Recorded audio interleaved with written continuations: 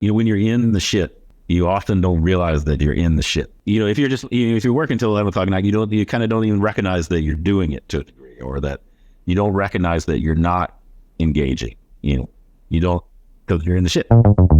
Dave, I am so excited for this. I heard so many great things from many different people, from Ryan Peterson to your friend Ollie beforehand. So thank you so much for joining me today. Glad to be here. Thanks for having me. Not at all. Listen, I was first struck when I saw that you spent 23 years at Amazon. Now, this is loyalty that we don't see today. And I just thought there was so many incredible learnings to unpack. So when we start there, what are 1 to 2 of the biggest lessons that are maybe non-obvious that you took from your time at Amazon and how they've impacted you as a leader? Yeah, it was 23 years. I came straight out of grad school and worked up from that to be CEO of the consumer business. Was a hell of a ride. In Amazon years, it's like 150 years or something. So it's like a normal time. So it was a fun ride, and I learned a lot. And when I think about the things that a lot of has been published about Amazon and about the way Amazon operates and runs its business. But I think, some of the things that I think have been really important to me over time is this idea of, giving people an opportunity to stretch beyond what they think is possible. When I think about the career I had, much of why I had it is because people, let me do things that I had no business doing and had a high probability of failing at, but then ended up finding a way to be successful. And, I think people too often put limits on what they think their people are capable of out of fear of overstretching them in some way.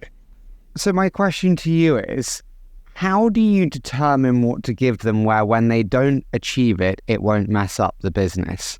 Like, a lot of things actually, if not done right, will be problematic, and that is why people don't give them to them in the first place. How do you determine what you can give and mess up on versus not give?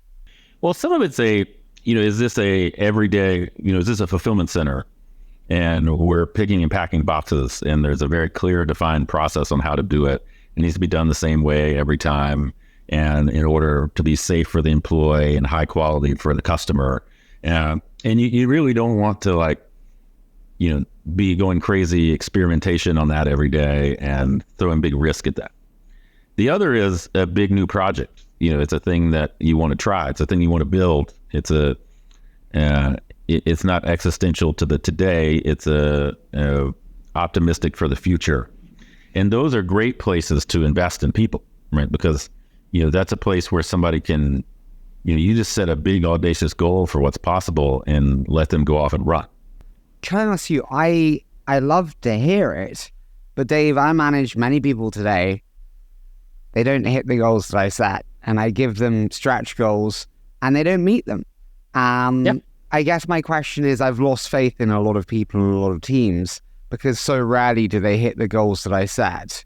What would you advise me? Well, I think what I would tell you is, one, I measure on progression. So I look at it as how far down the path did we get? Almost no matter where, you're going to miss a number of goals, almost no matter what you set them up. If you say, I want to go 100 yards, most of the time, at least some percentage of the time, 10, 15, 5, you're going to come short of 100. If you say, we're going to go 150 yards, you may miss the 150 yards by, 30%, 30% of the time, or even 40% of the time. But you're far more likely to have 100% over 100 yards. Like your net gain of stretching farther is much better than setting something you think is a more realistic target. The key is you can't beat everybody, you can't beat everybody up over, not achieving those big, hairy goals. Now, if you set a 150-yard goal and you go 50, then that's different. But that's not usually, usually the people you take bets on, my experience has been that people take bets on get much closer to that unless something really goes sideways. And probably at least half the time they go further than the 150. Like they go further than even, they exceed what you thought was even the stretch goal. Can I ask you, when you look at the people that have exceeded the 150 or met the 150 stretch goal, when you review those hires, do they have things in common that were obvious in the interview process? Like, don't laugh, but for me, my best hires were the most boring in the interview process. Like, specifically, the ones where I was like, I would be bored working with you, they turn out not to be boring and brilliant. I don't know. I haven't had the boring anecdote. That's interesting. What I find to be most consistent is that the three biggest traits, and maybe in order, they're simplifiers, they have great grit, and they're smart. Dave, you are setting me up. I mean, this is tee down on the fairway. I'm going to swing for this one. Simplifiers. What does simplifiers mean? And how's that shown? Well, have you ever, I mean, I'm sure you have some people, there's people on your team where you're like, hey, I've got this idea and it's going to sound nutty. And I'm going to tell you, we're going to do this, that, or the other. We're going to go to the moon next week. And there's the one person who starts and goes through an hour long, all the things that are going to go wrong in very complicated ways of every little nuance that could happen of why that's the dumbest idea you've ever had in your life. And then there's the other person who's like, well, that's kind of crazy, but this could work and that could work and that could work. This thing over here is going to be super hard. So we'd need to get somebody to figure that out. Like, it's the difference between the people who find ways not to do things oftentimes and people who find ways to do things. They separate, they separate the hard from the easy. Like, almost all the problems that you think are too complicated to do are like 90% things that aren't too complicated to do, and 10% of the thing is. And they quickly shed the 90, and they know exactly what to go to, that where the real innovation or the real hard piece lives. And that's where they spend all their time. How do you test for grit? You put them under load and see what happens. There's no simulation for it. You just have to you put somebody into, it's like increasing pressure. It's you basically start at one level of load. If you can handle it, then you get more, and then you get more. You find out where it breaks. It's a strange one, Dave. What do you think makes you so good at hiring? You've hired hundreds and hundreds, if not thousands, of people. What do you think have been your biggest lessons on talent acquisition? Probably that my favorite hires, I'm a little afraid that they're going to be way better than me. I feel hires I feel best about are the ones I feel the most nervous about being additive to helping them. I'm going to have to work harder. Like, this person's going to make me have to work harder because they're going to be challenging. And I think too many people look for somebody who's going to do what they're told. They want somebody who's going to fill the job of the now. And what I want is somebody who's going to fill the job that's going to be the job 3 years from now or 5 years from now. And that is going to be, very unhappy if their world is just me telling them what to do on a regular basis. Speaking of amazing people around you, there are very common traits, sayings about Jeff Bezos. You've worked with him for 23 years. You have an unparalleled insight into how he works. What's one or two of the biggest lessons from working alongside Jeff that you don't think the world really sees? I think the world tends to think of Jeff as it's like Moses coming down from the mountain with 10 commandments and it's like, Shazam, here is what we shall, and it's not like that. I think what Jeff is particularly skilled at, he's brilliant. It was table stakes is like he's sort of just a brilliant guy. But he is one of the best simplifiers, if not the best simplifiers I've ever met, which is he can context shift incredibly well. You can have a meeting, this hour on AWS, the next hour on the consumer business, the next hour on labor, and be perfectly in the mode in the moment, which a lot of people have trouble doing.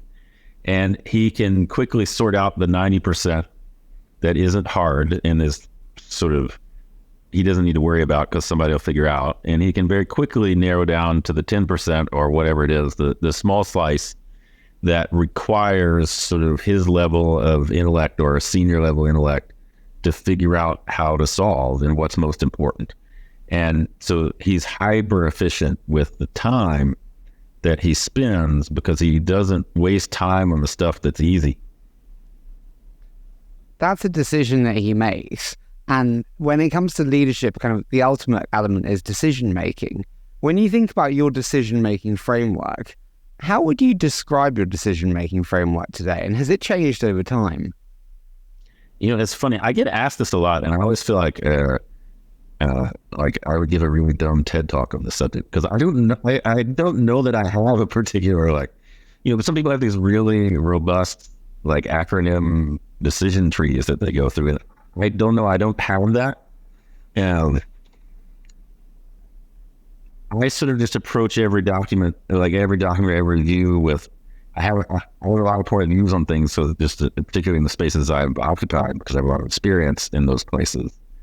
And then I just approach it with a lot of curiosity and trying to dig in, and to understand what's the most important things, what's hard, where's the real innovation, what's the separation, what makes us better than the other.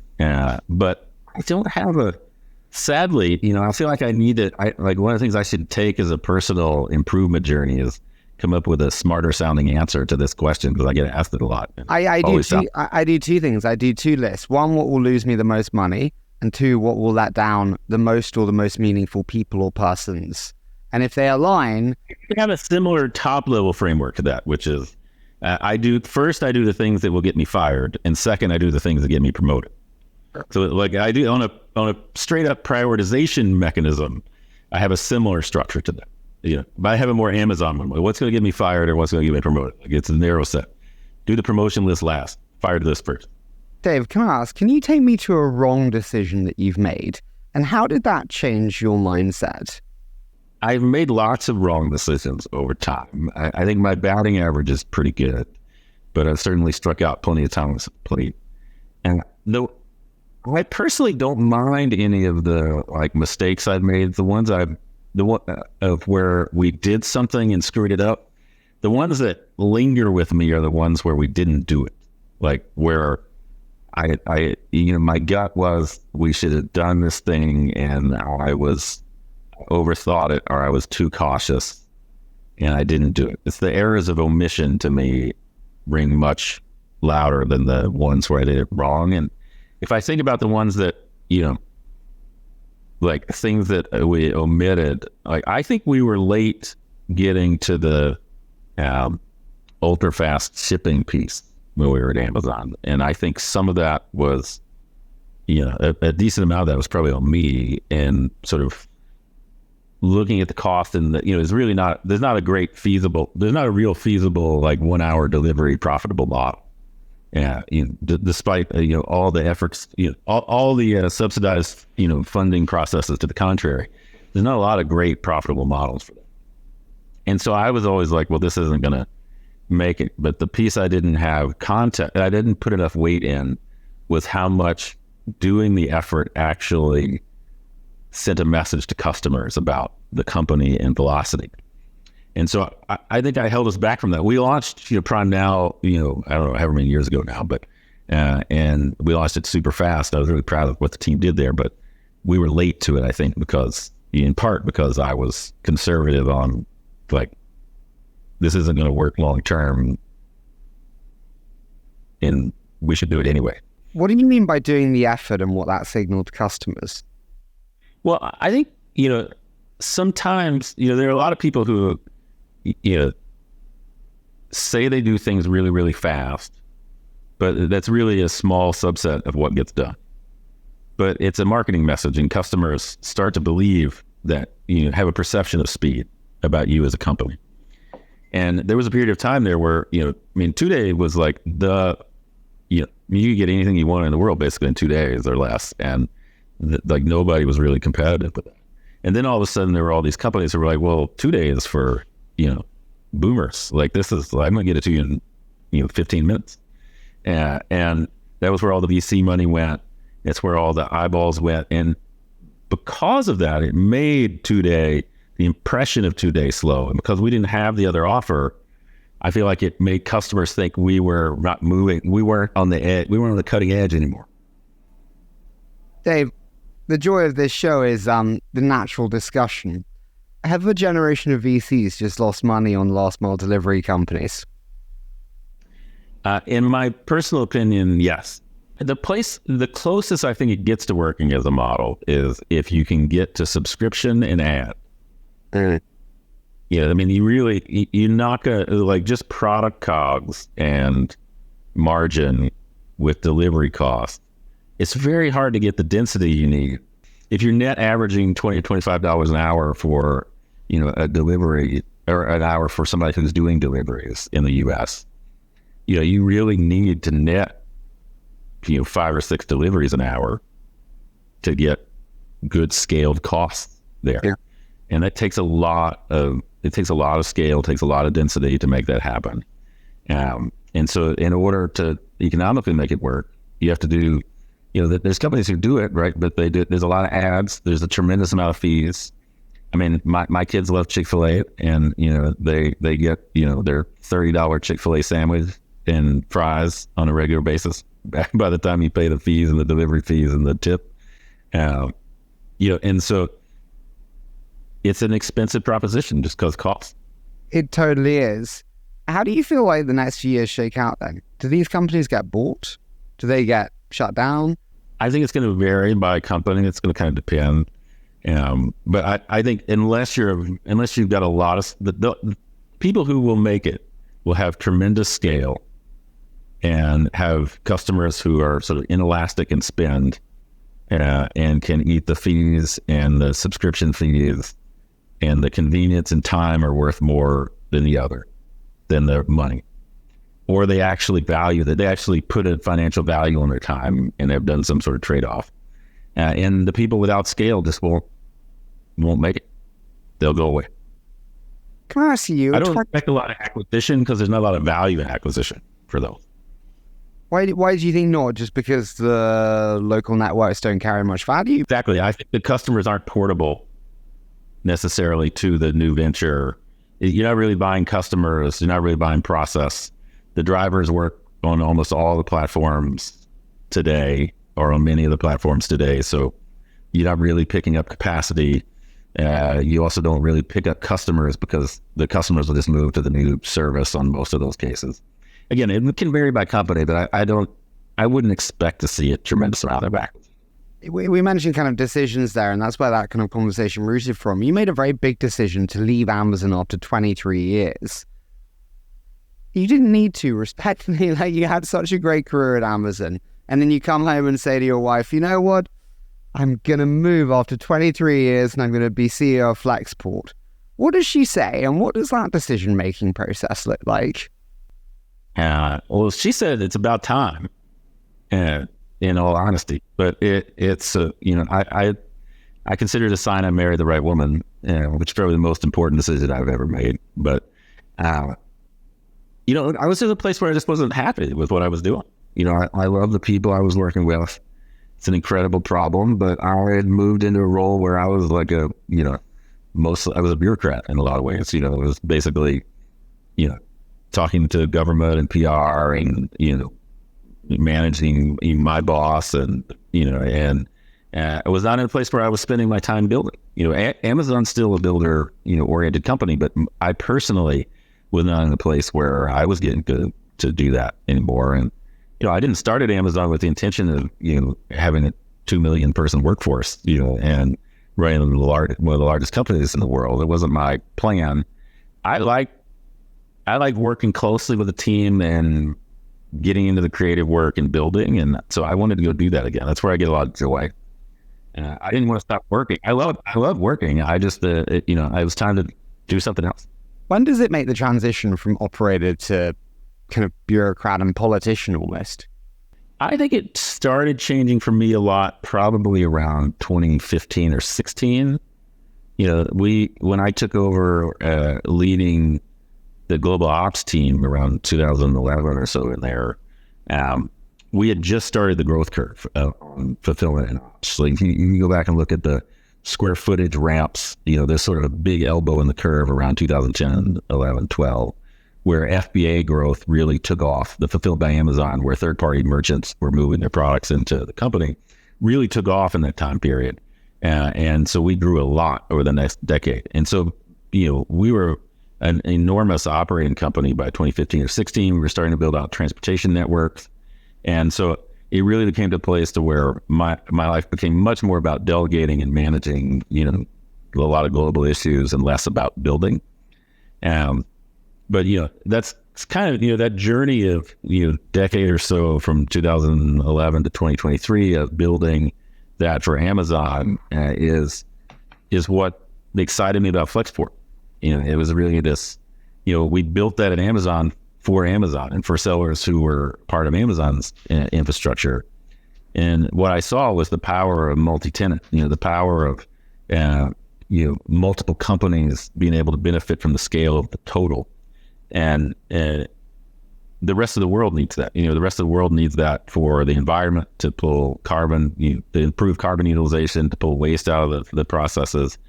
And they need it to be competitive, with small business to be competitive with the largest businesses in the world. And so I'm a supply chain geek, so I just wanted to go do it again.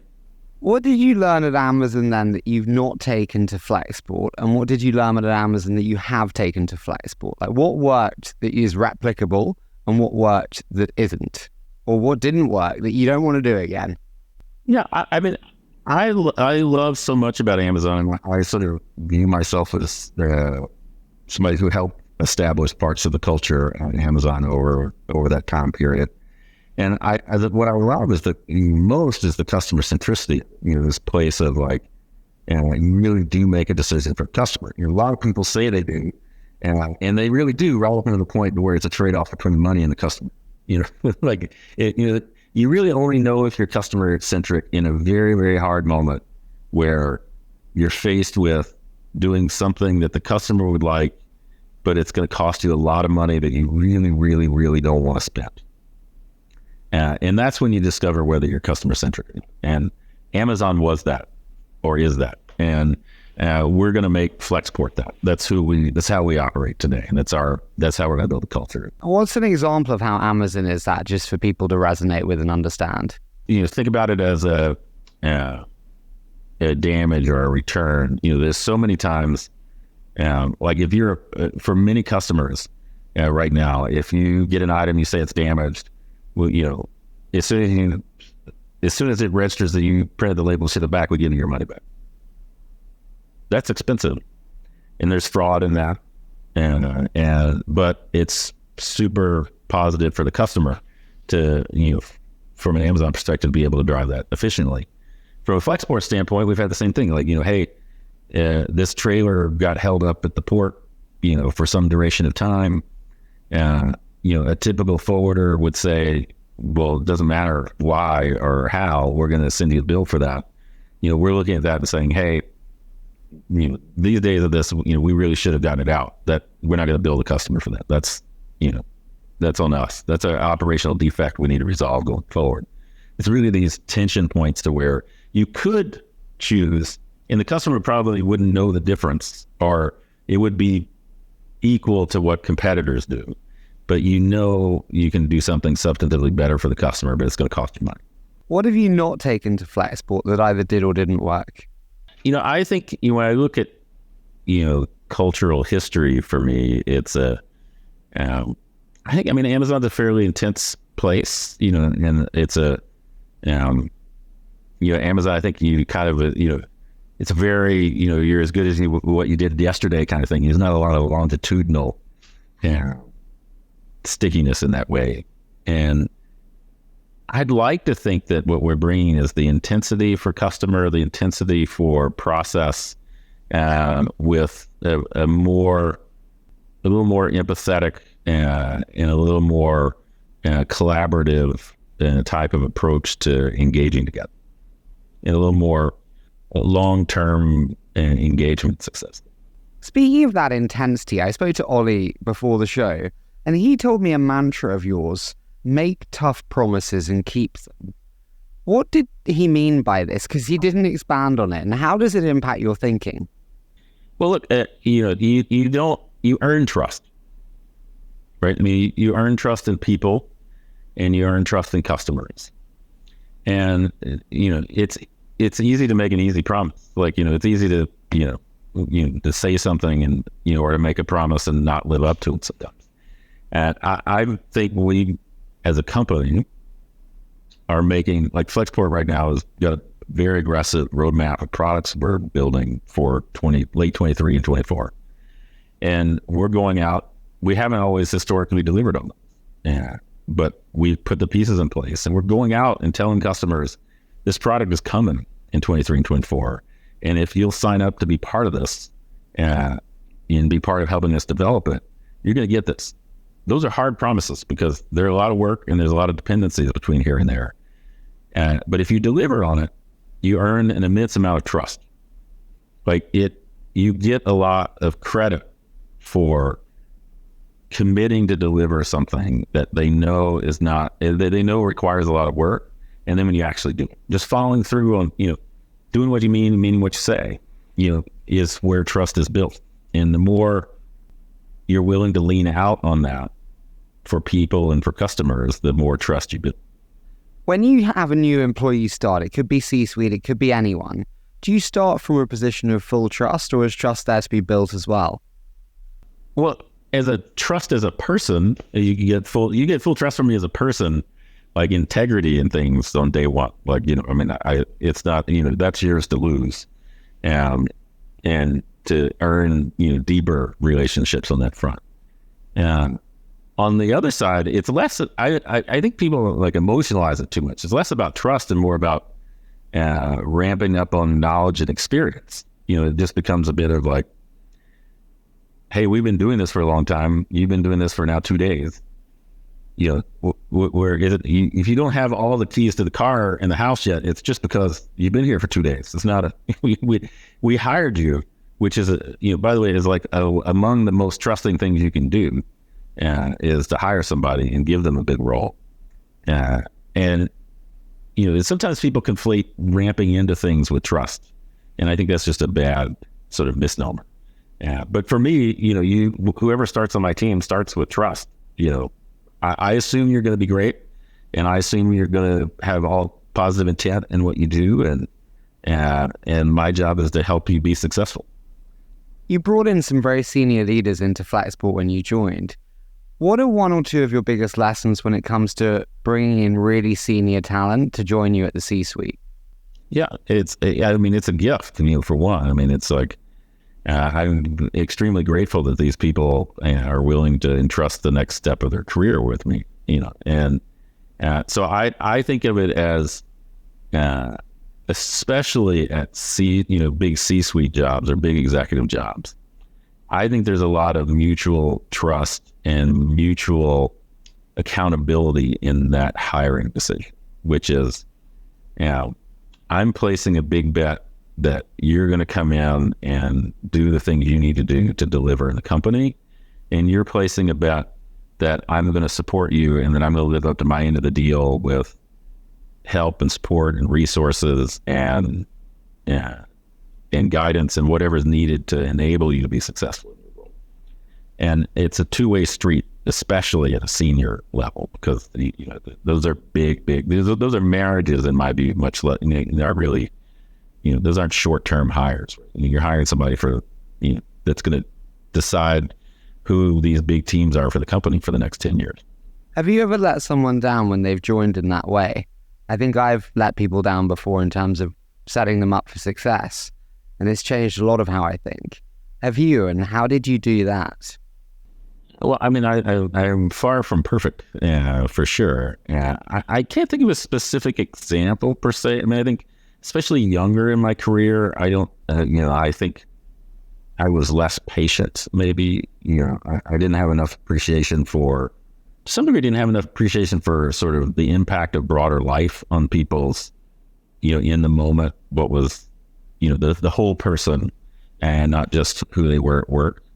Early in my career, I think that was, learning to understand who people were as a whole person, in and out of the office, and how those things interplay with their performance was important. Especially how do you accept them without creating a culture of acceptability of failure? Because it's really tough when people go, oh, well, this happened in my personal life. And you're like, I get it. That's tough. I'm sorry. But it's like, but I'm sorry, we're a business. We do also have to keep moving. And sometimes people can use it and abuse it. Well, I think that's it. I mean, it's pretty clear usually where somebody's using and abusing it and when they're not, and if they're using and abusing it, then you handle, you treat it differently. That's not really what you learned about them is a bit of that's a trust loss, right? Because, that's somebody basically being deceptive about why they're, feeling challenged versus they're people with real, legitimate things happening in a moment in their life. And they need your support to get through this. They're fantastic people, but for the next 6 months, they're not going to be fantastic. And, you have to decide whether that's okay or not. And, for most of the time, that's okay. Doug Leone says that like companies are teams, they're not families. Do you agree with that? Yeah, I don't think companies are families.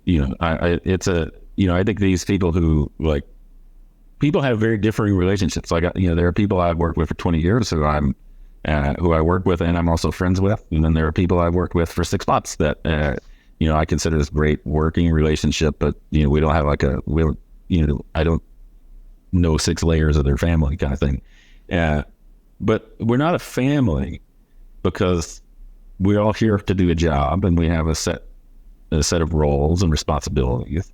And, you have to deliver on performance. It is a team. I think that's a much better way of framing it than a family. It doesn't mean that you don't have personal relationships with people. It just means that it's not, family's family. There's no getting out of your family. Right. It's permanent. Jobs aren't permanent. They're not permanent. Can I ask you have a very hard decision when you bring in senior leaders because you have internal talent who often wants to be promoted. How do you manage the balance of internal promotion versus bringing in external talent? It's something many managers struggle with. I mean, my preference, is to hire internally. If you can do it, if the talent is available and matches the need, then 99 times out of 100, I would rather hire internal. But in fast growth environments, like I was in at Amazon and like we're in at Flexport, you often have to intersperse more senior external talent because the people who grew up internally don't have exposure to the business you're becoming. And so you need to hire some people from the outside who understand the business you're becoming to help teach everybody that's being developed underneath. So it's not, it's really, the way I think about external talent is really coming in to teach the people who are developing internally something that the fastest path to learn is by having somebody who's already seen it be present to model that behavior and help give them guidance on how to lead in that new way. Do you believe there are benefits to naivety? And how do you think about good playbook learning versus bad playbook learning where you're transferring an experience that isn't transferable? I think I understand what you mean with that. And I like to hire entry-level jobs right out of college, as an example. Yeah, because you haven't learned any bad behavior. You haven't gone to a company that's not very good at things and learned a bunch of foundational elements that are wrong culturally in our world. And so, where we have opportunities to do it, I really like hiring people who are like day one in their career, because you have more attrition in that because people are still, discovering themselves and discovering what they want to do, but they become, you hire somebody out of college in the Flexport, they're a Flexport. You're like, they're here for 10 years.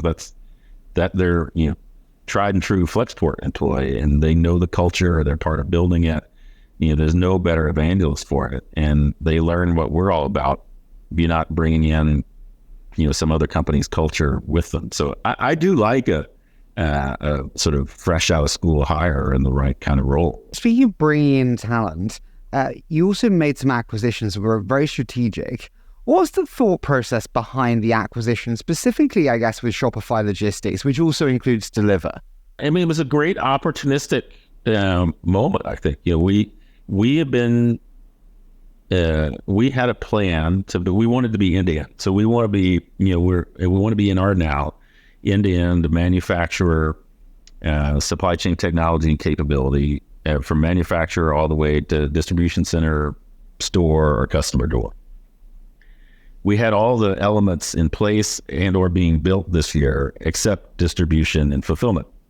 And we had kind of viewed it as not particularly a land rush in this year. And so we were going to start a team later in 2023 to build that. When we started having conversations with Shopify about the idea of that they were going to sell, or they were looking to potentially sell Shopify Logistics and Deliver. How did that actually look, Dave? I'm so sorry for being base, but like, does Toby drop you a WhatsApp and say, "Hey, Dave, got time to jump on a FaceTime"? Like, it went something like that. Toby knows Ryan because they invested in our round in early 22, and so Ryan and Toby have a relationship, and so he reached out and said, "Hey, we're thinking about this. We think you all might be an interested party in this. Would you be?" Ryan and I talked and agreed we would be, and we started engaging in conversation. But it was pretty clear after I got to know Harish and we did some technical deep dives on their software and what they'd built, that they had a really good product, and they had a product that would work for us. And the build versus buy on what they had and where they were at made a ton of sense for us to acquire. Company felt a lot like the culture of Flexport. And so it also doesn't need to integrate super heavily, kind of drop in as a business unit in many ways. And so it all kind of lined up to make for a pretty effective, we viewed it as it would be a pretty effective acquisition and accelerant to our overall plan. And getting to be Shopify's, preferred logistics provider or official logistics provider and provider for Shop Promise, is a great thing for us as a company, and gives us, just that much more access to help merchants and sellers even faster than you'd planned. What are the biggest mistakes companies make with acquisitions and M&A, do you think, Dave? You've seen many from Amazon. You're then doing one now with Deliver and Here. It's a big one. What are the biggest mistakes that you were very wary of? In my own experience, the thing that is waiting too long to hit the ground running and to just make the moves to integrate. Harish and team are a great group, and the team from Shopify is a great group, but they're Flexport people now, and it's, we're all going to be one team, and I want to get through that quickly. And I think folks should be excited about the journey we're going to be on and part of the new company they're part of. But if they're not, it's okay. Like, it's fine. I'd rather them decide that sooner rather than later.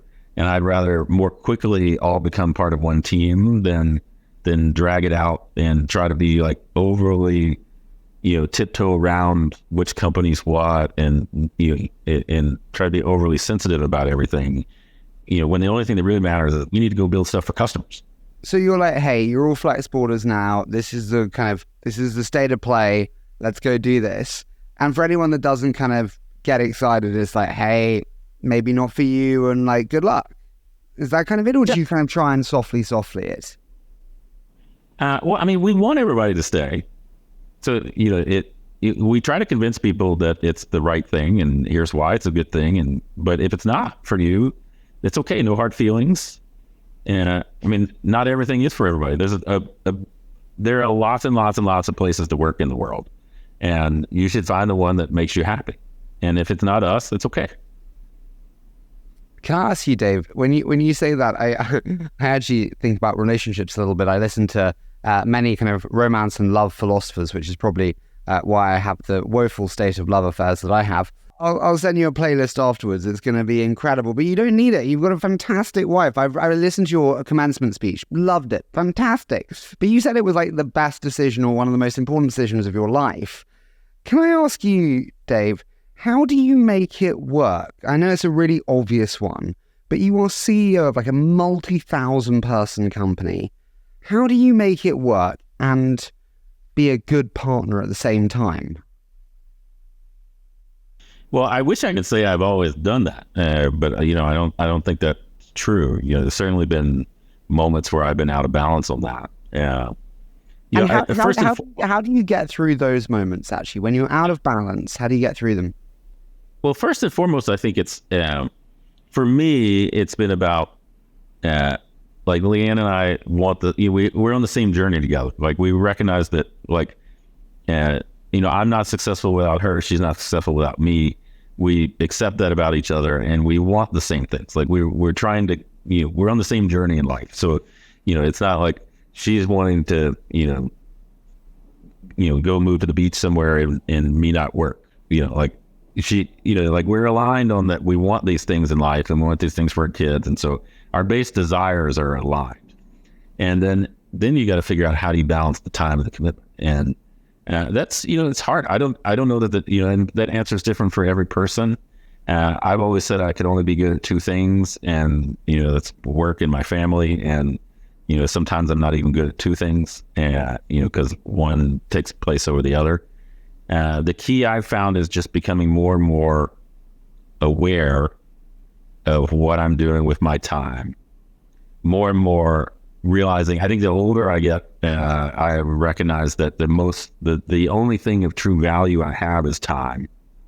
And so I've become much more protective of it than I was, a decade ago. And as a result, I reserve, structurally reserve in my calendar and with my assistant, like making sure that I have, more structural basis for spending the time in the places that matter to me and that can have the most impact. It's like the simplicity thing. I now have to spend I only have a limited amount of time. So I want to spend it on the 10% that gets the maximum impact between my job, my kids, and my wife. And hopefully, all those things make me happy too at the same time. When was it most out of kilter? When was the debt to family highest? COVID. I mean, it had to have been. I think when I think about the 2020 and 21 of Amazon, we doubled the size basically of the entire operating footprint for Amazon in like 18 months. And, everything was happening with employees and sort of trying to keep people safe. And that 2 years of COVID, I think for everybody that was in operations at Amazon was like, a decade. Like, it's like a weird sadistic blur at this point. And so you say to your wife, this is a time-bounded period where I will not be here and I will not be what you need from a partner. Please bear with me. I wish that I was that sophisticated in my thought and language in those moments. But it's more, I think, look, in hindsight, those are the kind of conversations you have. But in the moment, you're trying to just make the best choices you can make. And, I think it's for me, it's just always been try to be as open in communication as we can be, and accept that I screw up a lot, and we're heading on the same journey. It's like everything else. You just try to be committed and try to make it better tomorrow than it was yesterday. I don't know if there's any magic there. But I wish it was like that clear. But when you're in the shit, you often don't realize that you're in the shit. You're so.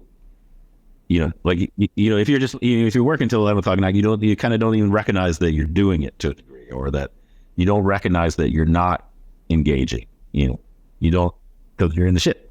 Dave, you are fantastic. When you're in the shit, you often don't recognize you're in the shit. That is a title for a podcast in the making. I love that. That's fantastic. No, I agree with you totally. Can I ask one fear that I have? Is like you go to date night with your wife, which is fantastic, or you go home for dinner. That is time that you could be spent working.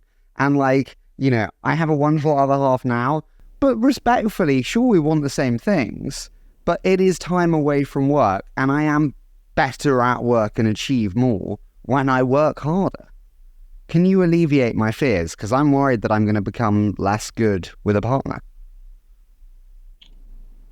Well, this has really turned into a therapy session for you. It's good. I like it. Let me see if I can help you. Nice. Here's the way I would put it. I'm a better leader and partner to my teams when I'm balanced, and when I'm at full patience, and where I have clarity of thought and bandwidth to go deeper on things.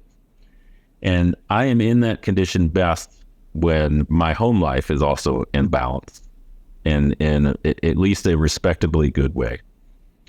And so if the choice is that the company and the team can have me, and I'm unwilling to sacrifice my family, like it's too important to me. It's a piece that I view as a requirement for me being happy.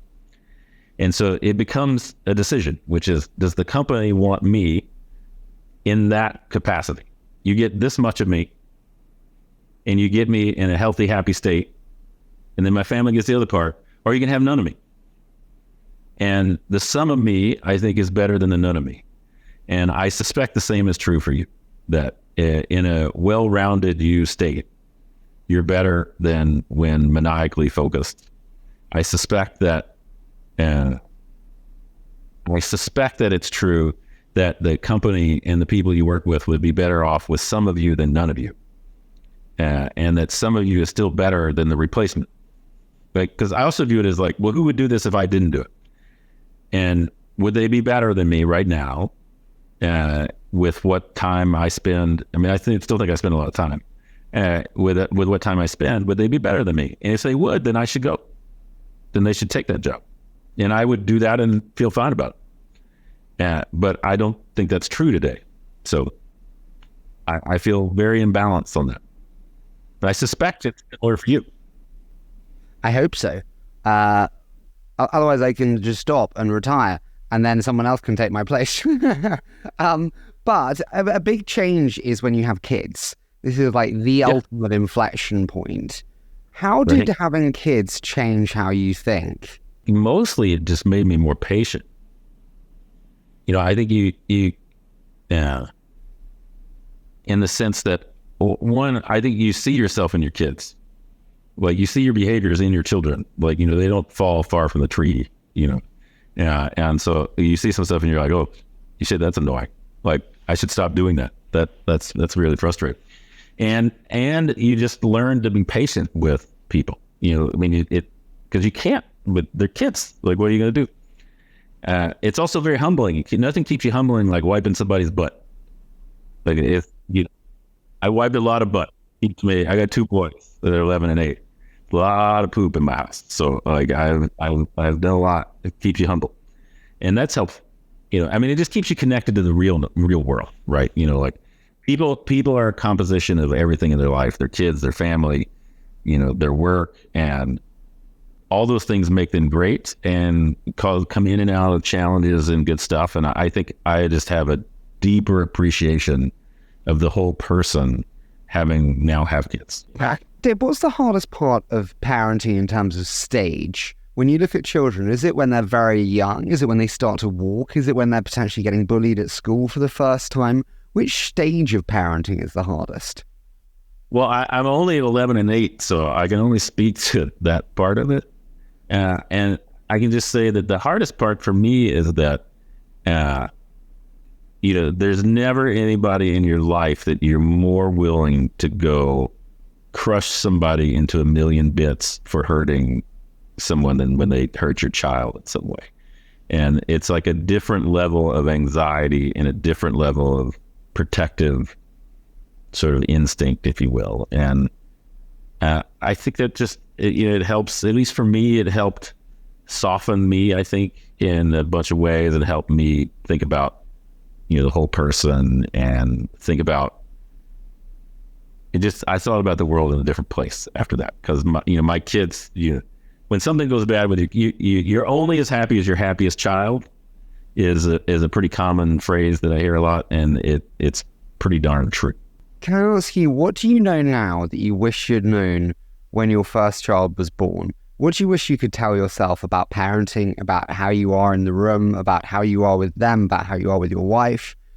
If you could have that conversation with yourself now, with the 11 and 9-year-old that you have, what would you say to yourself?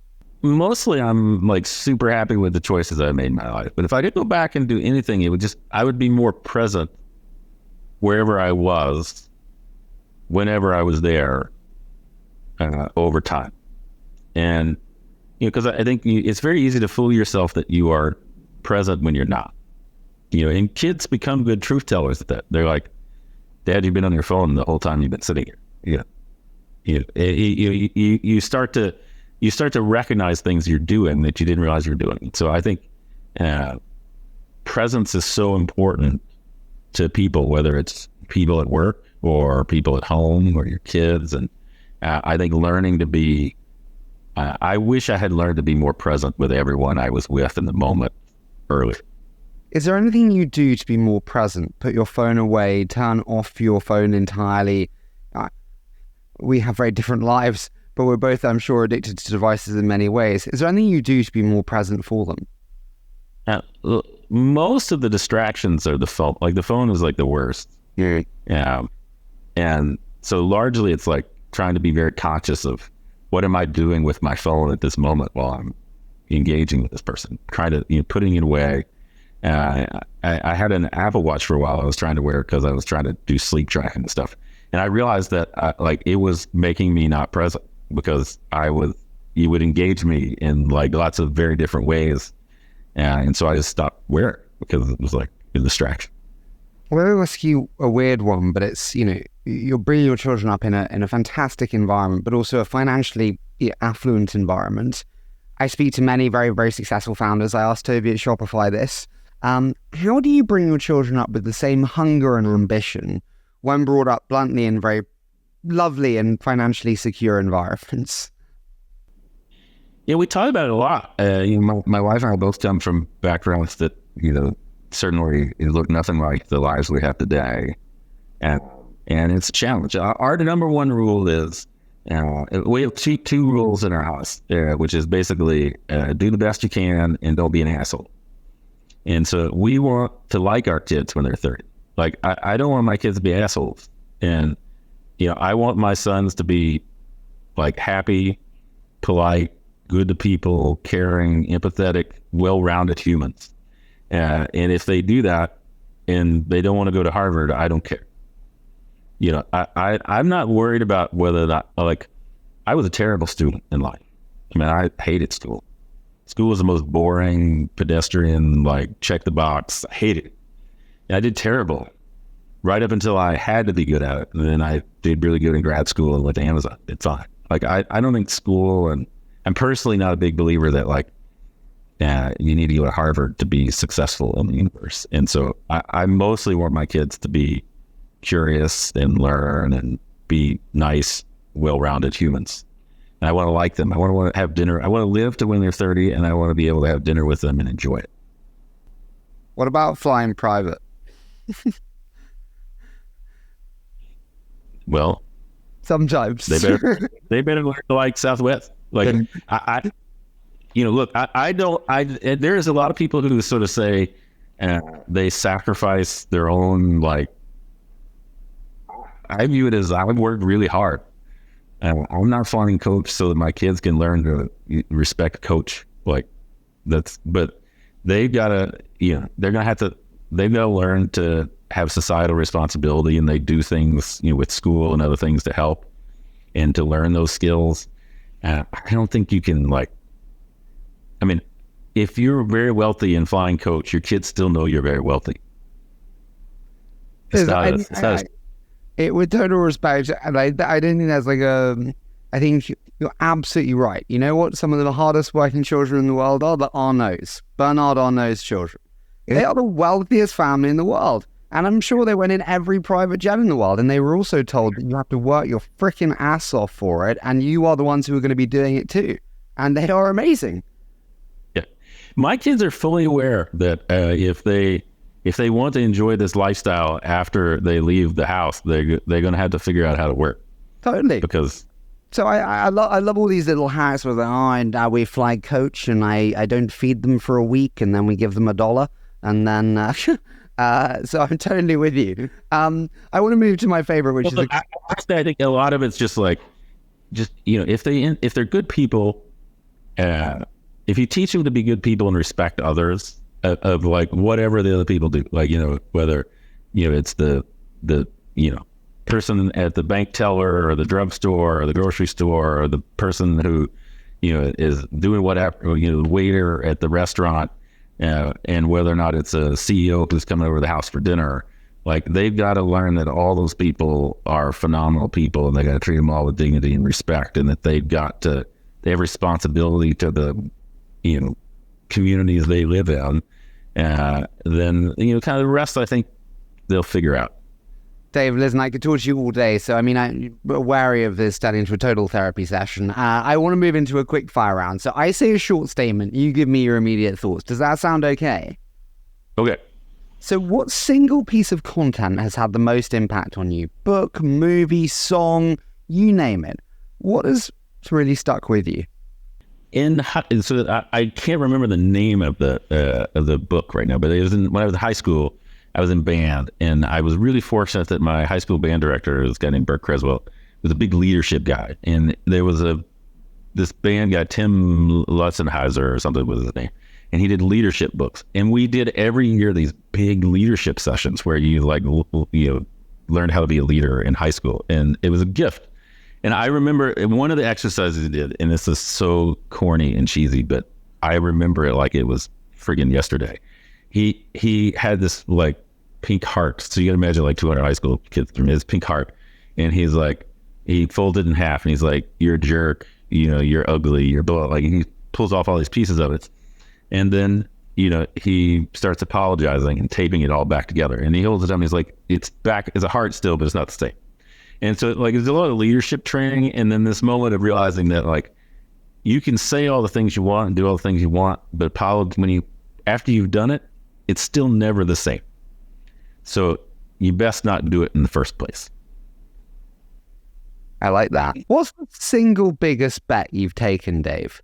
It's probably where I went to school, because I didn't know where Auburn was when I went there. Moving to Delaware with my later-to-be wife from Campbellsville. And then, maybe leaving Amazon, a year ago. And I always feel good about the bets, though, after I take it. What's the kindest thing anyone's ever done for you? Honestly, I think coming to work for me. It is I view it as a gift. The people on my team right now could be anywhere on the planet. Like they could most all of them can be running their own company if they wanted to be. They're brilliant, creative, fun people. And, they took a leap to come do this crazy ride with me, and to there's not much more they could give me than that, and I take it as a gift, and I view it as a lot of responsibility as a result. What's the most painful lesson that you've gone through that you're pleased to have gone through? I've burned a lot of money over time. I don't regret too much. Most of the time, I'm not very backwards looking. Quite honestly, I think I grew up in a way where I didn't have a lot of, I was kind of like, I didn't care about school. I just wanted to work. But my mother passed away when I was a junior in high school, and my dad passed away when I was in grad school. And it was very painful to lose your parents early. But I don't think I would be who I am had I not gone through that. Like, I got shot out of a cannon after. It was like, I realized I'm flying without a net. It was on my own. I tell my kids a lot, I hope I don't need to die for them to feel the need to be really successful over time. But it was very painful, but transformative in a way that I think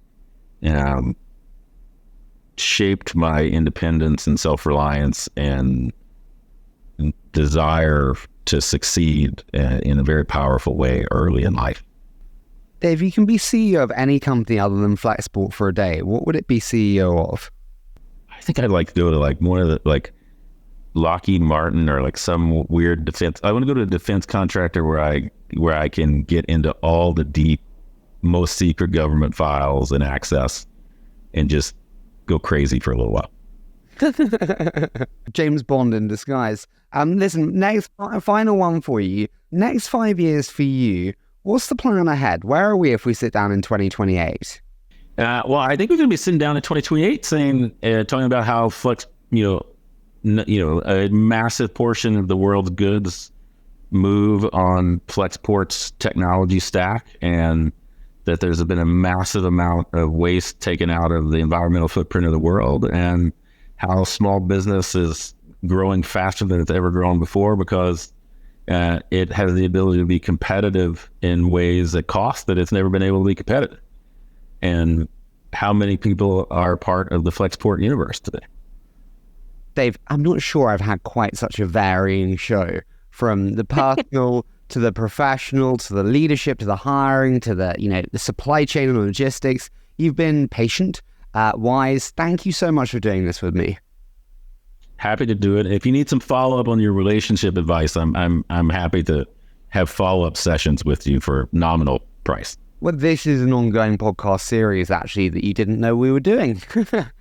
Dave, thank you so much for that. You were fantastic.